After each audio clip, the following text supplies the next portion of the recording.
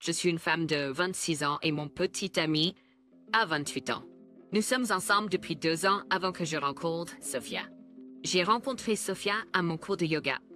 Naturakutala and Dozrokt Pavaradik avant d'une présenter. Quelques séances plus tard, nous sommes devenus de bonnes amies et nous allions souvent manger après notre séance de yoga. Sophia était si aventureuse et intéressante. J'ai vite découvert qu'elle était adepte de modes de vie alternatifs et que son mari et elle pratiquaient le mariage ouvert. Sophia avait également 26 ans de avec son mari. Quand Sophia m'a parlé de son mariage ouvert, j'ai d'abord été très critique. Je ne comprenais pas comment elle avait réussi à convaincre son mari d'accepter qu'elle ait des relations sexuelles avec d'autres personnes.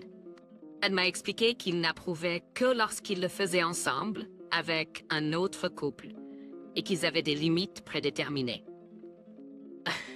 Capriciation? Oui, dépensé. À l'époque, je sortais avec mon petit ami depuis 2 ans, et même si je l'aimais, notre vie sexuelle devenait ennuyeuse. Nous avions l'habitude de faire l'amour tous les jours, au début de notre relation, mais maintenant, nous avions de la chance, c'est 2 fois par semaine. Le problème ne venait pas de lui, mais de moi. J'avais du mal à me mettre dans l'ambiance, et ça commençait à devenir une corvée.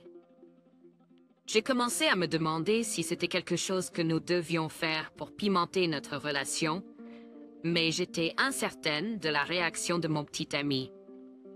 À chaque fois que je parlais à Sophia, elle me racontait le nouveau couple qu'ils avaient rencontré.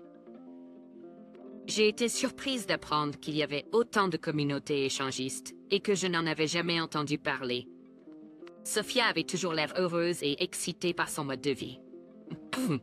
Je lui ai demandé ce qui se passerait si son mari devenait jaloux, et elle m'a expliqué qu'il ne serait jaloux que si elle sortait seule et rencontrait d'autres hommes. Mais comme c'était elle qui trouvait des couples pour eux, il avait le dernier mot sur leur participation ou non.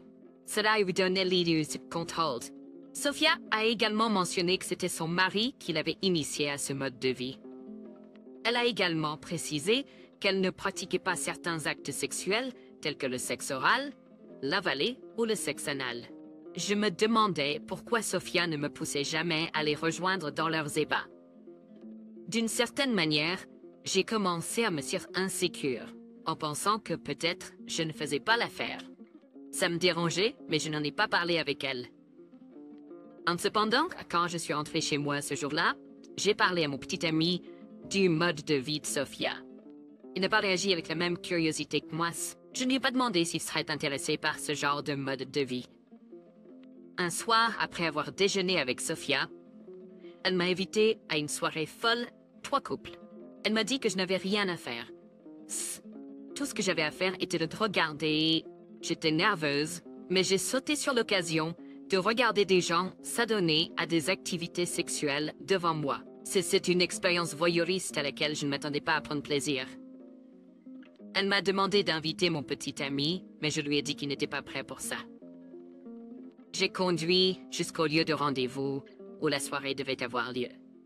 La maison appartenait à l'un des couples. C'était une maison individuelle dans un quartier aisé. La maison était bien décorée, avec des photos de leurs enfants et de leurs chiens sur le mur. Je ne savais pas à quoi m'attendre en termes de personnes, mais ils avaient l'air de simples Américains, dans la trentaine ou la quarantaine. Les 3 couples étaient présents, y compris Sophie et son mari. L'ambiance était festive et cordiale, comme une réunion hippie des années 1970. Ils ont commencé à jouer de la musique douce. Il n'y avait pas d'alcool fort, seulement du vin et du champagne. Il n'y avait pas de drogue. Ils avaient un espace au milieu du salon assez grand pour accueillir 4 lits. Je discutais normalement avec l'un des hommes avant d'entendre des gémissements provenant d'autres pièces. Tout le monde a continué à discuter comme si de rien n'était. L'homme avec qui je parlais est parti pour regarder un autre couple en train d'avoir des activités sexuelles sur le canapé. Avant que je m'en rende compte, c'était la panique totale. Et je me suis assis dans un coin et j'ai regardé comme si je regardais un spectacle en direct à Broadway. J'étais extrêmement excitée, et même si j'étais timide, j'aurais rejoint s'il m'avait demandé. Quand je suis rentrée chez moi cette nuit-là, j'ai fait l'amour avec mon mari comme je ne l'avais jamais fait auparavant. C'était la meilleure nuit de ma vie avec lui. La pensée d'avoir plusieurs hommes en même temps m'a rendue folle, et c'était tout à quoi je pouvais penser quand il était en moi. Toute cette excitation venait de l'événement que j'avais vu plus tôt. Maintenant, je comprenais pourquoi Sophie n'arrêtait pas d'en parler. J'étais captivée.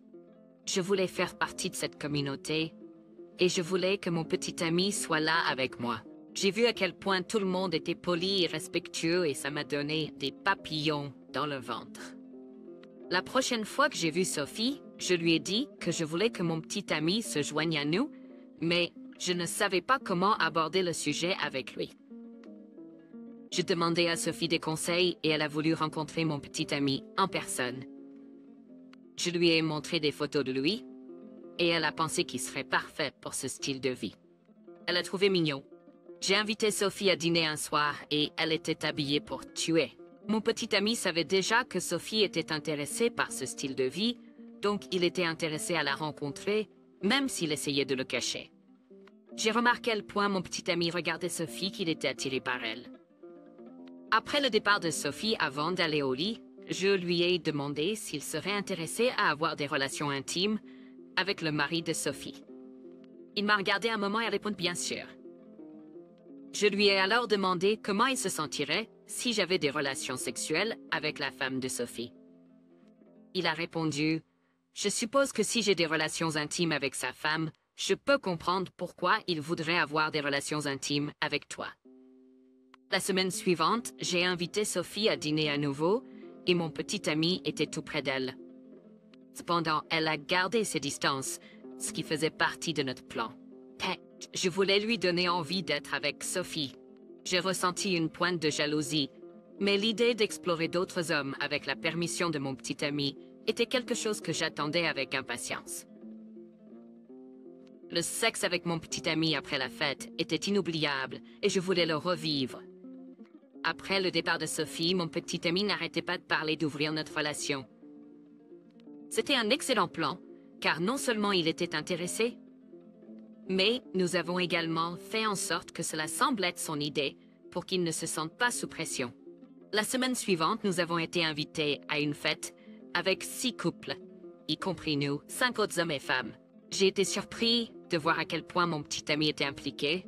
Pendant l'orgie, nous ne nous sommes même pas regardés dans les yeux. Il était complètement concentré sur les autres femmes. Sur le chemin du retour, j'ai pu voir qu'il avait apprécié peut-être un peu trop. Je n'ai été intime qu'avec 3 des hommes.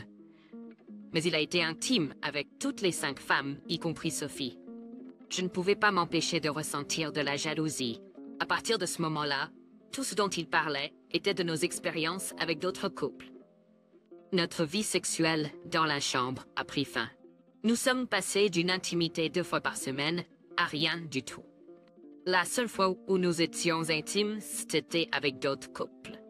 Ce qui m'a le plus dérangé pendant les orgies, c'est comment mon petit ami se montrait. Il essayait d'être le centre d'attention à chaque fête à laquelle nous assistions. Il en faisait trop. Il s'assurait d'être intime avec toutes les femmes à la fête. J'avais l'impression qu'il s'emportait et que je le perdais. Il était toujours l'amour de ma vie, et même si j'aimais être intime avec d'autres hommes, je voulais toujours passer le reste de ma vie avec lui et fonder une famille bientôt. Après 7 mois et d'innombrables fêtes avec d'autres couples, j'ai décidé que nous devrions mettre fin à notre arrangement et nous concentrer sur fonder une famille ensemble. Je ne rajeunissais pas, et la plupart des couples que nous avons rencontrés avaient déjà des enfants. 2 semaines après avoir pris cette décision, j'ai découvert que mon petit ami avait été infidèle en secret avec d'autres femmes. À un moment donné, j'ai réalisé que notre relation n'était plus ce qu'elle était. Il semblait qu'il n'était pas aussi sûr de moi que je l'étais de lui. Même à ce stade, je n'ai jamais pensé à une rupture. Mais un jour, son père se séparer. J'ai pensé que c'était une blague.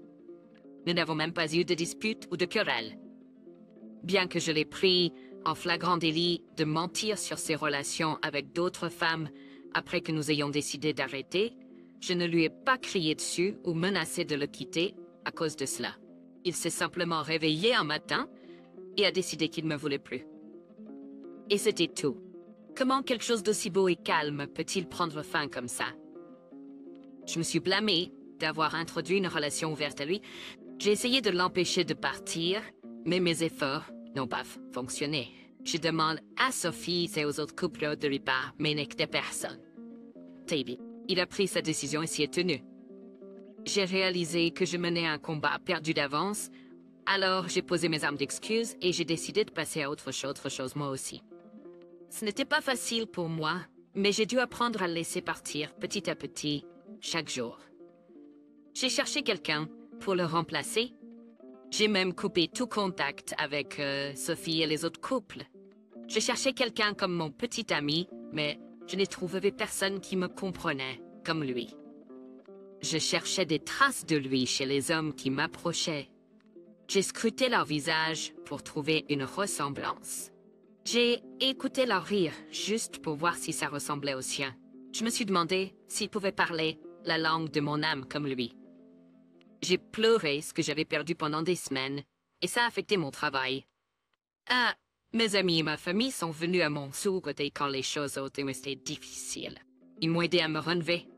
Quand j'ai complètement guéri, j'ai décidé de ne plus avoir de relation pendant un moment. Mais mes amis n'ont rien voulu entendre. Ils m'ont dit, tu ne rajeunis pas.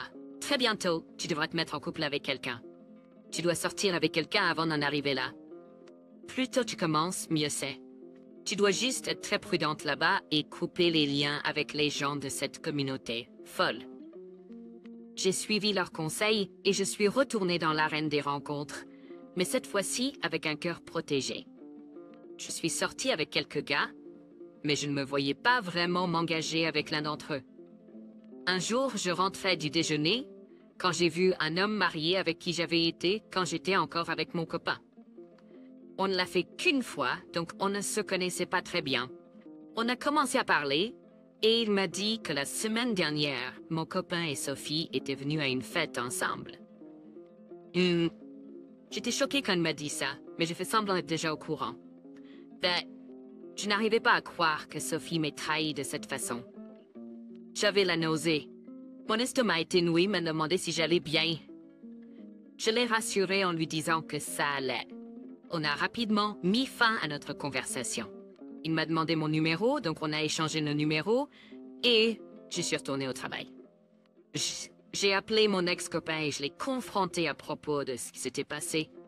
C'est là qu'il m'a révélé qu'il était toujours impliqué dans l'échangisme et qu'il rejoignait par Sophie. Je me suis souvenu que Sophie avait menti en disant que son mari lui permettait de faire de l'échangisme seul. J'ai découvert plus tard que son mari ne voyait aucun problème à ce qu'elle y aille sans lui. J'ai confronté Sophie et elle s'est excusée en disant qu'elle n'était pas exclusive avec mon ex-copain et qu'il ne m'avait pas quittée pour elle. Elle a également mentionné qu'elle était toujours avec son mari. Je me suis sentie trahie par elle et je lui ai dit de ne plus jamais me compter. Mon expérience avec mon ex-copain et Sophie m'avait marqué. Je pouvais plus juste vivre dans l'instant présent. Même si mon ex m'avait quitté, j'étais toujours intéressée par sa vie et curieuse à propos de son style de vie. J'avais l'impression que nous avions une forte connexion qui ne pouvait pas être facilement brisée. Un jour, sans prévenir, j'ai appelé l'homme marié pour en savoir plus sur lui. On a commencé à parler et à se rapprocher. Je me sentais seule et je voulais être intime avec quelqu'un. Je pensais que puisque j'avais déjà été intime avec lui, ce serait plus facile d'être juste amie avec des avantages. De plus, il était marié, donc je ne m'attendais pas à ce qu'il devienne trop émotionnel. J'espérais que je mettrais fin à notre relation dès que je trouverais quelqu'un qui me conviendrait. Je me disais que je ne faisais que profiter de sa compagnie, rien de plus. Je me suis promis de ne pas m'impliquer avec lui parce qu'il était marié, mais chaque jour, quelque chose de nouveau se passait qui me faisait dévier de ma devise. Je ne savais pas comment ou quand cela s'était produit, mais avant que je m'en rende compte, nous sortions ensemble. Pas seulement en couple, mais j'étais profondément amoureuse de lui. Je me demandais souvent, qu'est-ce qui avait changé? Comment suis-je tombée amoureuse d'un homme marié? Quel genre de désordre était-ce? Je me disais, je te le dirai. C'était un désordre que j'appréciais, mais dont je me sentais coupable par la suite. Au début de notre liaison amoureuse, je lui ai dit qu'il devait arrêter de fréquenter d'autres personnes, et il a accepté de n'être intime qu'avec moi et sa femme. C'est ce qu'il m'a dit, bien que je n'ai aucun moyen de m'assurer qu'il ne continue pas à fréquenter d'autres personnes. Je lui ai fait promettre qu'un jour, quand je trouverai quelqu'un que j'aime et avec qui j'ai un avenir, tout ça prendrait fin. Et puis, un jour, mon ex-petit ami est revenu dans ma vie. Il est revenu avec des regrets et s'est excusé pour ce qui s'était passé, comment il m'avait laissé quand j'avais le plus besoin de lui, et comment il ne m'avait pas écouté quand je le suppliais de rester. Reste, je lui ai dit que j'étais en partie responsable d'avoir ouvert notre relation. Nas, nous avons toujours eu une forte connexion, donc il était facile pour nous de reprendre là où nous nous étions arrêtés. Il est plus mature maintenant que lorsque nous étions ensemble. Il a parlé de s'installer avec moi dès que possible, et tout ce qu'il fait montre qu'il est prêt à s'installer. J'ai parlé à l'homme marié dans Midview Arts. J'ai dit, mon ex est de retour dans ma vie. Il n'est pas venu pour jouer cette fois-ci. Il a promis de fonder une famille avec moi. Comme nous en avons discuté il y a quelque temps, je pense que le moment est venu pour nous de mettre fin à cette chose que nous avons. Il a dit, oh, c'est bien. Je suis content pour toi, mais tu dois faire attention avec lui cette fois-ci. Teste les eaux avant de plonger. C'est tout ce que je voulais. Arriver à une fin acceptable, nous séparer sans nous battre, avoir l'opportunité de passer de l'amour pour un homme marié à l'amour pour quelqu'un que je peux appeler mien. Je l'ai quitté, mais il semble que les affaires du cœur ne sont pas aussi faciles que ABCD. Les personnes à qui nous donnons une partie de nous-mêmes ne sont pas si faciles à laisser partir. La légende de la vieille flamme est vraie, donc je n'arrive pas à me détacher de l'homme marié. Je suis plus amoureuse de lui que je ne le pensais. Pour aggraver les choses, son statut marital ne me dérange pas. Quand je couche avec mon petit ami, je rêve de le faire non seulement avec l'homme marié, mais avec plusieurs hommes. C'était la seule façon pour mon petit ami de me faire finir. Ça ne me dérange pas qu'il puisse toujours être dans ce style de vie. Je suis parfois jalouse parce que je sais qu'il me mentait à ce sujet. Je continue de coucher avec l'homme marié et je ne me sens plus coupable à ce sujet. Ma conscience est scellée. J'ai essayé différentes façons de lâcher prise. Parfois, j'essaie de ne pas m'en soucier, mais dès que je le vois, mon esprit se comporte comme si le fait de ne pas m'en soucier n'avait pas fonctionné. Nous nous voyons presque tous les jours. Nous travaillons dans le même complexe. C'était le principal défi pour moi maintenant. Je sais que je n'ai aucune chance avec lui, mais il est devenu quelque chose dont je ne peux pas me passer. J'ai essayé tellement de façons de l'éviter, mais je finis toujours par m'enfoncer de plus en plus. Pour aggraver les choses, mon petit ami est maintenant aussi fidèle que jamais. Notre vie de couple est excitante, en partie parce que je fantasme sur le fait de le faire avec d'autres hommes quand je le fais avec lui. Et ce n'est pas que je ne suis pas excitée par mon petit ami, mais penser à plusieurs partenaires ou à d'autres hommes rend les choses encore plus excitantes. 3 mois après que mon petit ami soit revenu vers moi, j'ai découvert que j'étais enceinte. J'étais sûre que c'était de lui, car j'avais utilisé une protection avec l'autre homme. Cependant, pendant toute ma grossesse, j'ai continué de voir l'autre homme en secret, jusqu'à ce que je donne naissance.